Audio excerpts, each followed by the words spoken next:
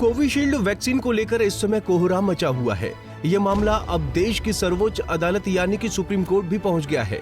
Covishield vaccine को लेकर विशाल तिवारी नाम के एक शख्स ने सुप्रीम कोर्ट में एक याचिका दाखिल की है। बता दें कि विशाल तिवारी पेशे से वकील हैं, जिन्होंने अपनी याचिका में एम्स डायरेक्टर की अध्यक्षता में कोविशील्ड वैक्सीन के दुष्प्रभाव और जोखिम की जांच के लिए चिकित्सा विशेषज्ञ पैनल का गठन करने की मांग की है। साथ ही ये भी कहा है कि ये सब सुप्रीम कोर्ट के रिटायर्ड जज की निगरानी में किया जाना चाहिए। याचिका में कोविशील्ड वैक्सीन के दुष्प्रभावों और इसके जोखिम कारकों की जांच करने और वैक्सीन से हुए नुकसान का निर्धारण करने के लिए केंद्र को निर्देश जारी करने की भी मांग की गई।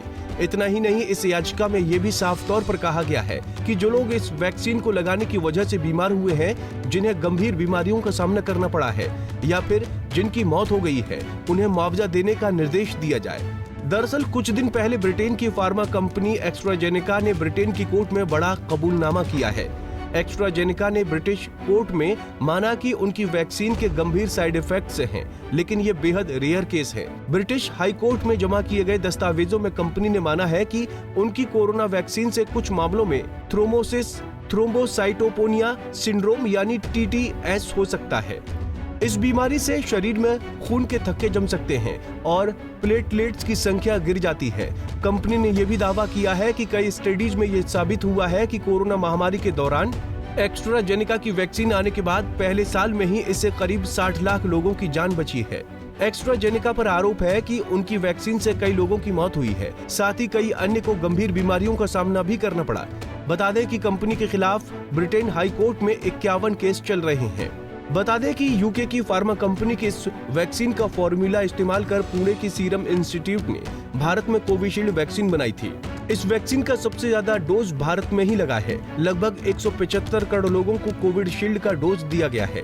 जैसे ही ब्रिटेन की कोर्ट में एस्ट्राजेनेका ने गंभीर साइड इफेक्ट्स की बात कबूली, वैसे ही भारत में भूचाल आ गया, क्योंकि इंडिया में कोविशील्ड वैक्सीन को लगाना अनिवार्य कर दिया गया था। विपक्ष इस पर सवाल खड़े कर रहा है, क्योंकि जिस सीरम इंस्टीट्यूट ने इस वैक्सीन का उत्पादन किया, उसने लगभग 60 करोड़ बीजेपी को इलेक्ट्रोल बॉन्ड के माध्यम से चंदा दिया है। लिहाजा सियासत तेज हो गई है। विपक्ष सरकार को इस मसले पर घेर रहा है। सपा प्रमुख अखिलेश यादव ने कहा कि बीजेपी ने वैक्सीन को लेकर जो प्रचार किया था, आज वो भी जुमला निकला। अगर बीजेपी वालों ने जिस तरीके से प्रचार कर करके और लोगों से कहा कि लगाइए वैक्सीन और वैक्सीन की डोज, आज तो वो भी जुमला निकला। अगर वो कोर्ट का जो फैसला है और जो बात आ रही है सामने, कोई ये भी जानकारी दे रहा था कि जब भारत की जो वैक्सीन बनी थी, हम सवाल नहीं खड़ा कर रहे, न क्वेश्चन लगा रहे, लेकिन जब वो तैयार हुई तो जो अप्रूवल वाले लोग थे, जिन्होंने अप्रूवल दिया था, उन लोगों ने भी वो वैक्सीन नहीं लगाई थी। इस मसले पर आप नेता सौरभ भारद्वाज ने कहा कि ये बात देश के करोड़ों लोगों के लिए काफी चिंता का विषय है और सरकार के लिए भी होनी चाहिए। देखिए, ये बात पूरे देश के करोड़ों लोगों के लिए बहुत चिंता का विषय है, सरकार के लिए भी होना चाहिए।